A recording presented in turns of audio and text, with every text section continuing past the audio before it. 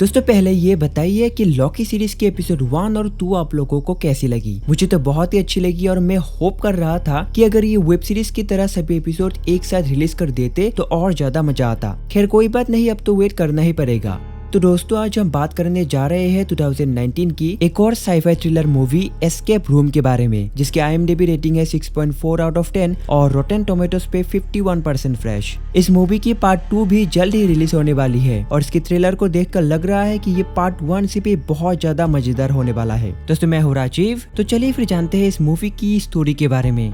Movie की शुरुआत में हमें एक आदमी को दिखाया जाता है जो एक रूम के अंदर किसी तरह की पजल सोल्व कर रहा था कि तभी उस रूम की दीवार अपने आप उसकी ओर आने लगती है। वो पजल को सोल्व कर भी लेता है लेकिन फिर भी वो दीवार रुकती नहीं और उसकी ओर आने ही लगती है। यहाँ पर इस सीन चेंज होकर हमें 3 दिन पहले की कहानी दिखाया जाता है। हमें एक एक करके कुछ लोगों को दिखाया जाता है और पहले हम देखते हैं जोई को, जो कि एक कॉलेज स्टूडेंट थी और वो पढ़ाई में बहुत ही अच्छी थी। उसके बाद एक सक्सेसफुल स्टॉक ब्रोकर जेसन और लास्ट में एक छोटी मोटी जॉब करने वाला बेन। तीनों को कोई एक एक पजल बॉक्स भेजता है और वो उसे खोल के जान पाते हैं कि उन्हें मिनस एस्केप रूम नाम की एक गेम में भाग लेने का मौका मिला है और जो भी उस रूम से सबसे पहले निकल पाएगा यानी विनर को $10,000 प्राइस मनी के हिसाब से दिया जाएगा। अगले दिन वो लोग उस कार्ड में बताए गए एड्रेस पर पहुंच जाते हैं और हम वहां पर कुछ नए लोगों को भी देख पाते हैं। गेम में टोटल 6 लोगों ने भाग ली थी। जोई, जेसन और बेन के साथ थे एमेंडा, एक एक्स मिलिट्री पर्सन, डेनी जो कि हर समय सिर्फ गेम ही खेलता रहता था, और लास्ट में माइक। वहाँ पर एक ग्लास की रूम के अंदर से एक रिसेप्शनिस्ट उन्हें उस रूम पर वेट करने के लिए कहती है। सभी एक दूसरे से मिलते हैं और डेनी सबको बताने लगता है कि वो एस्केप रूम वाले वीडियो गेम्स भी खेल चुका है और उसकी बातों से हम जान पाते हैं कि वो उस गेम में बहुत ही माहिर है। डेनी के हिसाब से इस गेम का सिर्फ एक ही रूल है और वो ये है कि वक्त रहते ही उन्हें वहाँ से बाहर निकलना है और अगर निकल नहीं पाए तो वो हार जाएंगे और गेम से आउट हो जाएंगे। अब वो लोग सिर्फ गेम मास्टर का इंतजार कर रहे थे जो उन्हें गेम के बारे में बताएगा और उन्हें एस्केप रूम तक ले जाएगा। लेकिन बहुत देर तक कोई ना आने के कारण बेन सिगरेट पीने के लिए बाहर जाने लगता है कि तभी दरवाजे का नॉब टूट जाता है और उन्हें वहाँ पर एक कॉम्बिनेशन लॉक मिलता है। तब डेनी कहता है कि शायद यही एस्केप रूम है और गेम शुरू हो चुकी है। वो उन्हें क्लूज ढूंढने देता है जो किसी भी तरह की एक पजल, नंबर या कोड हो सकता है और सभी क्लूज ढूंढने लगते हैं। तभी उन्हें वहाँ पर एक किताब के अंदर एक स्क्रू ड्राइवर मिलता है और किताब में एक नंबर भी लिखा हुआ था। जोई इस नंबर को कॉम्बिनेशन लॉक में एंटर करती है कि तभी रूम का सीलिंग अपने आप एक हीटर में कन्वर्ट हो जाता है, जिसकी वजह से रूम में गर्मी बढ़ने लगती है। पहले तो सभी इसे नॉर्मली लेते हैं और गेम का अगला क्लू ढूंढते हुए रिसेप्शनिस्ट के रूम पर जाते हैं, लेकिन वहाँ पर सिर्फ एक पुतला रखा हुआ था। अब धीरे धीरे रूम की दीवार से भी गर्म हवा आने लगती है और रूम को चारों तरफ से लॉक कर दिया जाता है। ये देखकर सभी पैनिक करने लगते हैं और गर्मी इतनी ज्यादा थी कि वो किसी तरह से वहाँ से निकलने की कोशिश करते हैं, लेकिन मेन डोर भी लॉक था। अब जो ये क्लू ढूंढ पाती है जहाँ पर लिखा था, डॉक्टर वू तान यू कहते हैं कि कोस्टर्स हमेशा यूज करे और जब जोई कोस्टर्स को दबाती है तब उन्हें वेंटिलेशन से बाहर निकलने का एक रास्ता मिलता है। टेबल पर टोटल 6 कोस्टर्स थी और 6 को ही उन्हें एक साथ दबाना था, लेकिन जब एक एक करके सभी बाहर निकलते हैं तब लास्ट में कोस्टर्स को प्रेस करने के लिए लोग कम हो रहे थे। तब जोई वहाँ रखी ग्लास में पानी भर के कोस्टर्स पर रखने लगती है और सभी मरते मरते वहाँ से बाहर निकल पाते हैं। उस रूम से निकल के वो लोग एक दूसरे रूम पर पहुंचते हैं। अमंदा कहती है कि ये सब पागलपन है और CCTV कैमरे की ओर देखकर उसे फौरन वहाँ से बाहर निकलने को कहती है, लेकिन उन लोगों से कोई भी जवाब नहीं आता। साथ ही उनके फोन्स को भी रूम के अंदर आने के समय काउंटर पर ही छोड़ आने को कहा गया था, जिसके कारण अब वो लोग बाहर के लोगों से भी कांटेक्ट कर नहीं सकते और चाहकर भी पुलिस को बुला नहीं सकते। तभी डेनी कहता है कि ये सिर्फ एक गेम है और उन्हें सिर्फ 4 बार और इसी तरह से रूम्स को पार करना होगा और गेम खत्म हो जाएगा।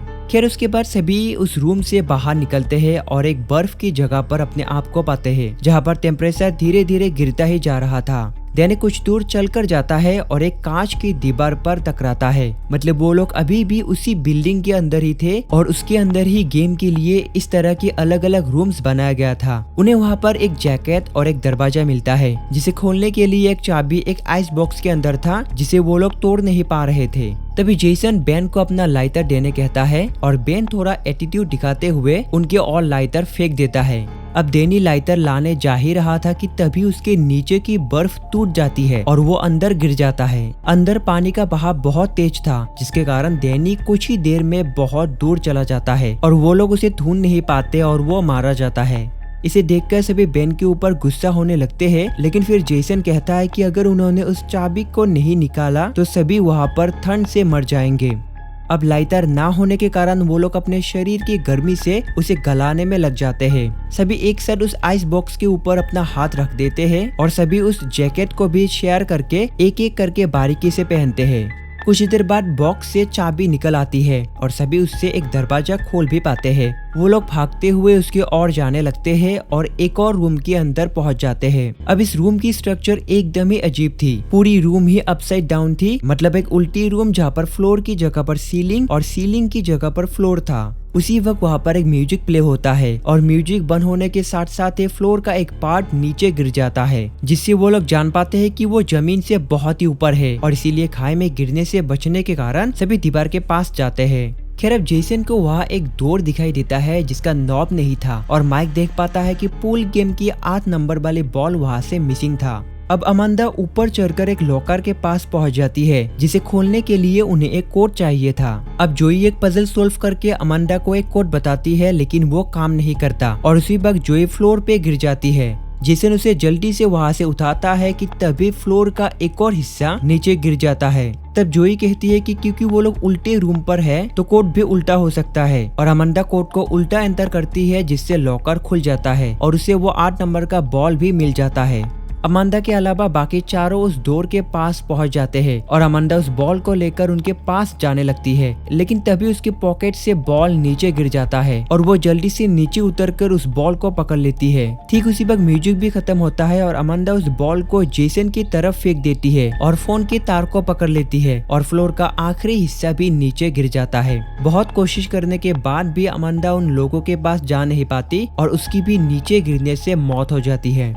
अब बाकी चारों अगले रूम के अंदर जाते हैं जिसमें 6 हॉस्पिटल बेड्स थी और यहीं पर से हम जान पाते हैं कि उन लोगों को ही क्यों इस गेम में पार्टिसिपेट करने के लिए बुलाया गया था। दरअसल जिसने भी इस गेम को बनाया था उसने ऐसे कुछ लोगों को ढूंढ कर निकाला था जो किसी भी एक्सीडेंट में सोल सर्वाइवर थे। मतलब इन 6 लोगों में से सभी किसी न किसी बहुत बुरी एक्सीडेंट का शिकार हुए थे और लकीली वो लोग बच भी गए थे। जैसे जोई अपने मॉम के साथ एक प्लेन में सफर कर रही थी, लेकिन प्लेन क्रैश कर जाती है और जोई के अलावा बाकी सारे लोग मारे जाते हैं। बेन अपनी नई कार में बाकी सभी दोस्तों को घुमाने ले जा रहा था, लेकिन उसकी कार के एक्सीडेंट होने से सभी दोस्त मारे जाते हैं और बेन बच जाता है। और इसी तरह से सभी लोग ऐसे ही किसी हादसे में लकीली बच गए थे। और अब गेम मास्टर ये देखना चाहता है कि उन 6 लकी लोगों में से कौन द लकीएस्ट पर्सन होगा जो इस गेम से जिंदा बाहर निकल पाएगा। यानी गेम मास्टर पूरी तरह से एक सनकी आदमी था और वो सभी के बारे में सब कुछ जानता था, क्योंकि उसने हॉस्पिटल की बेड्स भी एग्जैक्ट उसी तरह की बनाई थी जिनमें पहले उन लोगों को रखा गया था।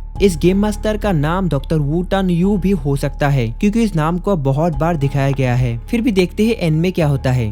खैर अब उन लोगों के पास उस रूम से निकलने के लिए 5 मिनट थे और 5 मिनट बाद रूम के अंदर जहरीली गैस रिलीज कर दी जाएगी। वो लोग क्लूज को ढूंढने लगते हैं, लेकिन जोई गेम मास्टर के हिसाब से गेम को खेलना नहीं चाहती और इसीलिए वो सारे सीसीटीवी कैमरों को भी तोड़ने लगती है और वहाँ से निकलने का दूसरा रास्ता ढूंढने लगती है। वह क्लूज के जरिए बाकी तीनों को एक ईसीजी मशीन मिलता है और तब जेसन कहता है कि शायद किसी पर्सन की फास्ट हार्ट बीट के जरिए वो लोग उस रूम से निकल पाएंगे और इसीलिए जेसन माइक को हार्ट बीट बढ़ाने के लिए मना लेता है, लेकिन इससे भी कोई दरवाजा नहीं खुलता बल्कि माइक की मौत हो जाती है और वो जहरीली गैस रूम के अंदर भरने लगती है। अब जेसन समझ पाता है कि हार्ट बीट बढ़ाने के बजाय कम करना होगा और वो अपने हार्ट बीट को कम करने लगता है, जिससे दरवाजा खुल जाता है। बेन जोई को भी अपने साथ वहाँ से निकलने को कहता है, लेकिन जोई नहीं मानती और वो बेन को उसे छोड़कर वहाँ से जाने को कहती है। जेसन और बेन रूम से निकल जाते हैं और जोई वहाँ पर बेहोश हो जाती है। अब दोनों एक और रूम के अंदर अपने आप को पाते हैं और वहाँ पर एक डोर भी पाते हैं। डोर हेवी होने की वजह से दोनों एक साथ उसे खोलते हैं, लेकिन डोर के हैंडल से दोनों के शरीर पे किसी प्रकार की ड्रग एंटर हो जाती है और डोर पर यह भी लिखा था कि बचने के लिए उन्हें एक एंटीडोट ढूंढना होगा जो उस रूम के अंदर ही है। बेन उस एंटीडोट को ढूंढ पाता है जिसे सिर्फ एक पर्सन ही यूज कर सकता है। तभी जेसन उस पे हमला कर देता है और दोनों के बीच हाथापाई होने लगती है और आखिर में बेन जेसन से एंटीडोट ले पाता है और अपने शरीर में इंजेक्ट कर देता है, लेकिन जेसन की मौत हो जाती है। इसी दौरान हमें जोई को भी दिखाया जाता है जो फ्लोर पर बेहोश पड़ी थी और उसी वक्त वहाँ दो आदमी आते हैं और उन्हें कोई मरे हुए बॉडीज को ठिकाने लगाने को कहता है, लेकिन तभी जोई उठकर उन दोनों पर हमला कर देती है और एक गन लेकर रूम से बाहर निकल जाती है। दरअसल जोई एक ऑक्सीजन मास्क के जरिए उस जहरीली गैस से बच गई थी और बेहोश होने का नाटक कर रही थी। खैर अब बेन उस रूम से निकलता है और फाइनल रूम के अंदर पहुंच जाता है जिसे हमें मूवी की शुरुआत में दिखाया गया था। वहाँ पर वो क्लूज ढूंढकर उस पजल को भी सोल्व कर पाता है और कुछ देर बाद वो फायर प्लेस से होकर उस रूम से भी बाहर निकल पाता है। अब बेन अपने आप को ग्राउंड फ्लोर पर पाता है जहाँ पर एक स्क्रीन और कुछ कंप्यूटर्स थी और इसी जगह से गेम को कंट्रोल किया जा रहा था। उसी वक्त एक आदमी वहाँ पर आता है और बेन को सोफे पर बैठने को कहता है। यही था गेम मास्टर, लेकिन वो भी किसी और के ऑर्डर्स पे काम कर रहा था जिसका नाम था द पजल मेकर और उसने ही इस गेम की इजाद की थी। अब वो बेन को सभी बातें बताने लगता है। दरअसल पजल मेकर हर साल इसी तरह की डिफरेंट एस्केप रूम्स बनाता है और एक कंपटीशन का आयोजन करता है जहाँ पर सिलेक्ट करे गए लोगों को असली में अपने जान से खेलकर इस गेम से बाहर निकलना होता है और ये सब वो कुछ बहुत ही पावरफुल और अमीर लोगों को लाइव टेलीकास्ट के जरिए दिखाते हैं जिससे उनका एंटरटेनमेंट होता है। बहुत ही अच्छी गेम है, आप लोगों को भी एक बार ट्राई देना चाहिए। नहीं दोस्त, ये सब तो मूवी में होता है, तो चिल मारो और स्टोरी को एंजॉय करो। खैर ये सब सुनने के बाद बेन पहले गुस्सा होता है, लेकिन फिर वो उससे पूछता है कि अगर वो जीत चुका है तो क्या अब वो वहाँ से जा सकता है। लेकिन तभी वो बेन को पीछे से पकड़ के मारने लगता है और कोई सिस्टम हैक करके स्क्रीन पे उसका और जोई का फोटो लगा देता है, यानी अब जोई और उस आदमी के बीच लड़ाई होगी। और तभी जोई वहाँ आकर गेम मास्टर पे शूट कर देती है और वो मारा जाता है और फाइनली दोनों उस जगह से निकलते हैं और जोई बेन को हॉस्पिटल पे ले जाती है। उसके बाद जोई इन सब के बारे में पुलिस को बताती है और उस बिल्डिंग पर आती है, लेकिन बिल्डिंग की सभी रूम्स पूरी तरह से चेंज हो चुके थे। अब जोई वहाँ पर नो वे आउट लिखा हुआ देख पाती है जिसे दूसरी तरह से अरेंज करने से होता है वू टान यू, और वो उन पुलिस वालों को कन्विंस करने लगती है कि सच में वहाँ पर वो रूम्स थे और उनके साथी को वहाँ पर फंसाकर मारा गया था। लेकिन सबूत ना होने के कारण कोई भी जोई की बातों पर बिलीव नहीं करते। अब 6 महीने बीत जाते हैं और एक दिन बेन और जोई एक दूसरे से मिलते हैं और उनके वर्तमान की लाइफ के बारे में बताने लगते हैं। तभी जोई बेन से कहती है कि उसने बहुत सारी रिसर्च की है और उसने उन लोगों का ठिकाना ढूंढ लिया है। वो बाकी दोस्तों के मौत का बदला लेना चाहती थी और पजल मेकर का पर्दाफाश करना चाहती थी, इसीलिए वो बेन को अपने साथ जाने को कहती है और दोनों प्लेन से होकर उस लोकेशन पर जाने वाले थे। बेन पहले तो इनकार करता है, लेकिन बाद में वो भी मान जाता है। उसी वक्त हमें एक प्लेन क्रैश होते हुए दिखाया जाता है जहाँ पर 2 लोग पजल सोल्व कर रहे थे। दोनों पजल सोल्व कर लेते हैं, लेकिन तब तक बहुत देर हो चुकी थी और प्लेन माउंटेन पर जाकर टकराने ही वाला था कि तभी सब कुछ गायब हो जाता है। दरअसल यहाँ पर पजल मेकर जोई के बारे में सब कुछ जान पाता है कि वो प्लेन से होकर उस लोकेशन पर जाने वाली है, इसीलिए वो उनके लिए एक नया गेम बनाकर उसका टेस्टिंग कर रहे थे। और तभी पजल मेकर स्क्रीन पर आता है और असली गेम शुरू करने को कहता है और मूवी यहीं पर खत्म हो जाती है। दोस्तों एस्केप रूम 2 भी जल्द ही रिलीज होने वाली है, जिसे देखने के लिए मैं तो बहुत एक्साइटेड हूँ। होप आपको भी इस मूवी की स्टोरी अच्छी लगी होगी। लेकिन अगर आप साईफाई मूवीज पसंद करते हो तो आप जॉनी डिप की ट्रांसेंडेंस मूवी को भी देख सकते हो, या तो अगर आप थ्रिलर मिस्ट्री मूवीज पसंद करते हो तो द रूम मूवी की स्टोरी आपको बहुत ही पसंद आएगी, जहाँ पर दिखाया जाता है कि एक रूम के अंदर एक कपल जो भी विश करते हैं उन्हें सब कुछ मिल जाता है। हमारे चैनल से जुड़े रहने के लिए आपको थैंक्स अ लॉट। तो मिलते हैं एक और नए वीडियो में। Till then, don't escape your rooms and thanks for watching.